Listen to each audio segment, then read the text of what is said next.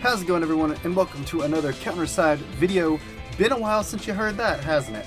Because they haven't given us any news in 2 weeks now, and honestly I debated on saving this for the patch when I would do my patch note video to make sure we have content for, you know, next week to upload, but it just, there's enough here that I really felt like it was probably pertinent to put it out now instead of waiting. By that time you probably all would have heard about it and gone and looked it up on your own, so I might as well give you the news update now. This is our 11 dev notes, dev notes number 11 specifically for global, you know, for the most part this is specifically for global. Yeah, so they talked, like they were saying the last dev note, they talked about the, you know, 3/4 quarter roadmap for the Korean server, blah blah blah. But a lot of this is stuff we can take for global too, because it does specifically say for global, and there was another dev note for the Korean server as well, from what I understand. So I'll, you know, look at that later as well, just for interest's sake. But I'm getting to this a little late. It's been a busy day. But the first thing here is just talking about the new co-op boss battle, which I won't, you know, read through it all because it's mostly just explaining how the fight's going to work a little bit. If you're interested, feel free to pause, read it, you know, get an idea, or, you know, check the link in the description where the death notes will be linked, and you can check that out yourself. Talking about the level of the boss and how, you know, those things work there. And a little bit there at the end. The one thing I will point out is that they, after this update, you'll be able to get all the rewards after eliminating level 5 to 6 boss, which to reduce that burden a little bit. So that's nice for those smaller consortiums that have a little bit of trouble with it. So dimension trimming was planned out to be the current content where users farm for higher level equipment, though forcing players to manually play made the content unfriendly to the users. Therefore, in mid-July, gimmicks that require players to play manually will be adjusted to overall lower the stress of playing the content while giving more access to the equipment. So basically, they wanted dimension trimming to be a higher end content that required you to play manually to, you know, challenge yourself to get that high end equipment that you needed. Though to be fair, it's not something a lot of units really needed, so but also so many guides and people out there that figure out how to auto those stages anyways, it's not really a huge thing. That being said, they are reducing the gimmicks to, you know, make it even better auto friendly, so, you know, it's kind of nerfing it in a way, but not in a major way. It's not necessarily changing the difficulty as it is just getting rid of some of those time deployment gimmicks that it had. So that's cool for people that might have been struggling with that. They are adding the seasonal events, like the Vice President's holidays and, you know, Christmas events, all those. They're being added to your sub-streams, and, you know, they'll have their little sections so you can separate and look at them specifically, and it'll show you what's connected where, just like it always does, like it does now for all the other things. So that's cool to see those in there and permanently added for people that didn't get to experience them. And it does kind of confirm what seemed very likely, as they're not going to repeat those event stories whatsoever, so you can now experience them. There is a ship balance patch here for the new Ohio, where basically it wasn't performing the way they wanted or expected, kind of underperforming, I guess. So they're basically just taking the effect it has now and adding knockback resistance on top of the other effect it has. So cool. Can be useful, especially in some of the PvE stages, even to fight gimmicks. And then also, when you go up near pod type's first active skill, in static and advanced, in static is active, the area of effect for attack speed increase has been increased slightly.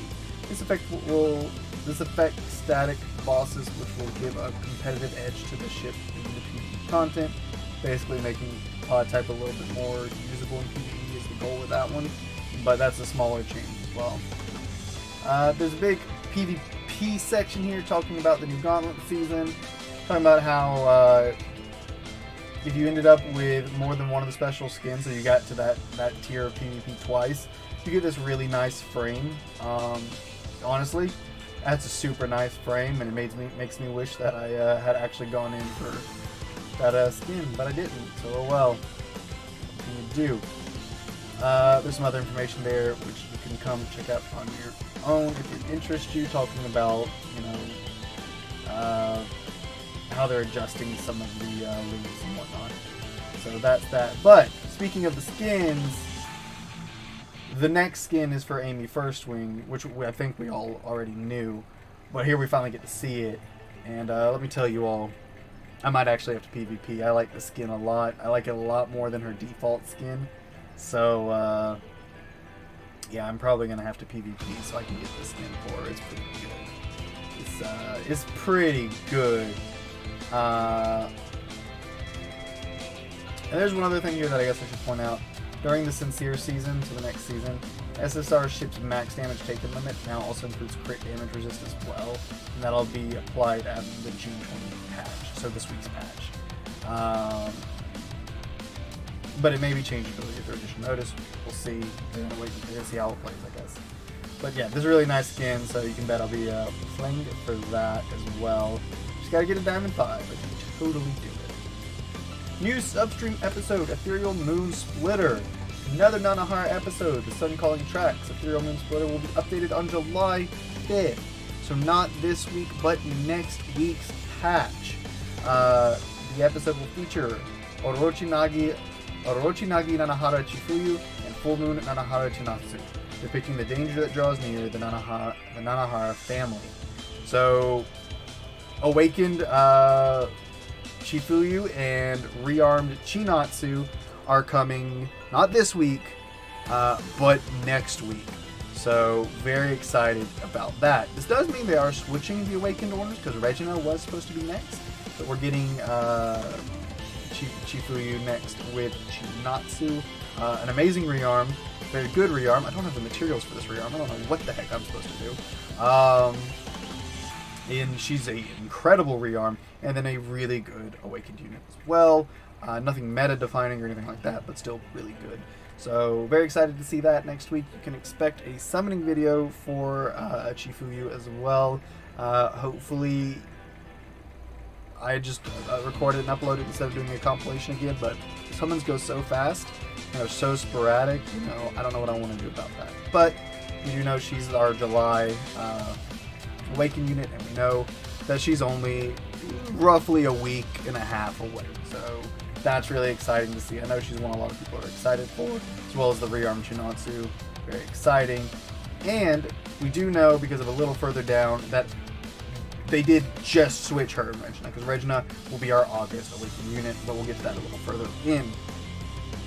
The new mainstream episode 9.5, The Compassion of the Heartless, will be updated on July 19th.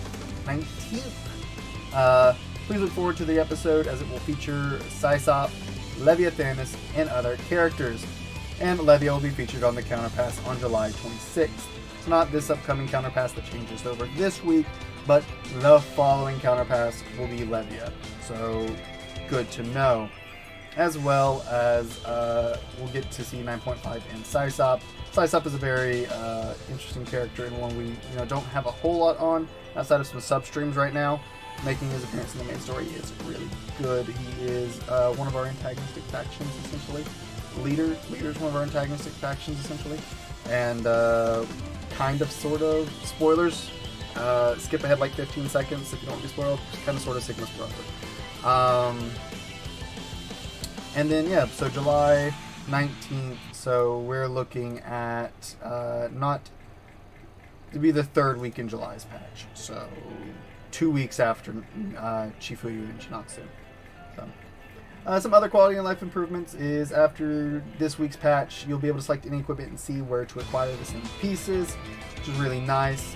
And units that do not yet have the recommended equipment list will have their own soon. Not really sure what that's meaning, but I think it's like a system in-game where you can see what gear people recommend to use on each unit. I think that's what it's talking about here, because they did mention that before. And, this is just a way to find that information in-game instead of having to go to your third-party sites like Pridewind and whatnot. Though, I do highly recommend going to check out Pridewind and supporting Pridewind. They do a lot of awesome stuff over there, and keep all that information up to date, so it's really nice to give them some support. Also, the favorite tab, which is something a lot of people do like, is getting a little quality of life change, and that you can change the order of your favorites. So that's really nice and kind of important. So yeah, we love to see that, because the way it orders things is kind of random. So being able to control that is very nice. And then last little quality of life is the PC client version. They're adding an option for the mouse cursor so you can change its size and visibility and whatnot, which is actually kind of super nice, because I lose track of the cursor all the time when I'm playing, and that sometimes messes me up. So that's a nice quality of life, I have to admit. And here it is, the next prestige skin. You know, we have the like dark Fae Temptress Awakened Shinja skin that if you spent an obscene amount of admin coins, you could get. Well, the next one of those is coming, and it is for Awakened Regina. And it says here, after a short break, the new prestige will begin on August 2023. The next prestige skin belongs to Awakened Regina. The following skin will be featured on August 2023 first, and the Awakened unit Awakened will be released on September. So, sorry, I misspoke before. We have Chifuyu next. Then there's August, and then we have Awakened Regina. So either we're not getting Awakened units, a new Awakened unit in August, or they're gonna move somebody else up.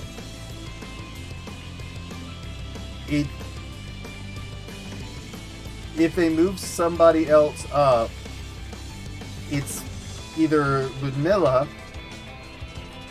or Rosaria. And if they move Rosaria up, that means we might get the counter pass with Ray. So, a lot of stuff, very interesting stuff coming, and very interested to see why there's that month gap there. Hopefully it means they just move somebody else up and we don't have a whole month without a new Awakened units. But at the same time, that's not necessarily a bad thing. It does give people time to save up, because there's a lot of cool Awakened units I know that people want in the very near future. So we'll see what happens. But we do know that we're getting Regina in September. We're getting Chifuyu next month for July.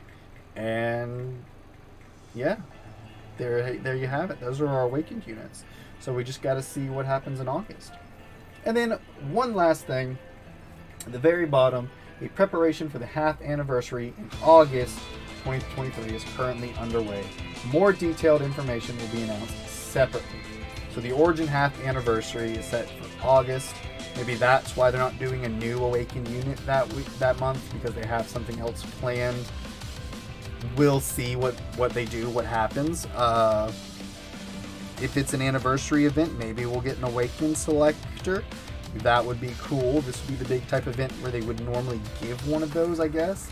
But what this does basically almost entirely confirm is that we're not doing Global Anniversary. They didn't say anything back in May about Global Anniversary.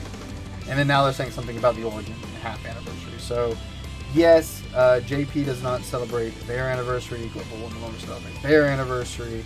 They're just combined, an Origin launch, so February, will just be the new anniversary for both versions. So we never typically got to experience our first anniversary because we had the Origin launch.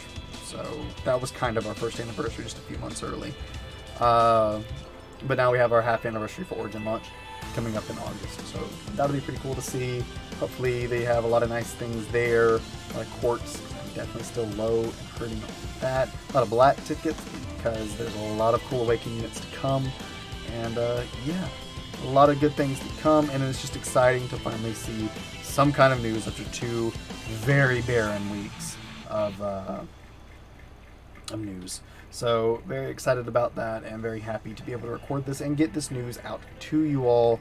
Sorry it's a little late, apologies on that, but hey, got it to you as soon as I could. But hopefully I will see you all Tuesday, Monday, depending on when you watch it. When I get it uploaded, hopefully for patch notes. We should have the new counter pass for basically for July in the patch notes this week, and yeah, so hopefully something to actually talk about this week there. But that is dev note number 11. A lot of good information, some nice quality of life. This really nice skin for Amy, and of course, you know, the prestige skins, the spend incredible amounts of money skins. Incredible. Just wish, you know, we all had that kind of money, right? Really hurts to not. It would be nice to have some kind of information on what they're going to do with the old PvP skin and old prestige skin. Are they just gone forever? Are they going to cycle them back through at some point? Are they going into some kind of shop that you can buy for an obscene amount of money? Some kind of information would be nice, but we have nothing. So I would imagine the prestige skin is just kind of forever lost, and the PvP skin will potentially cycle back through. That would be my guess. But with all that being said, that's dev note number 11 for the global version, Counterside, and I will see everybody in the next one. Peace.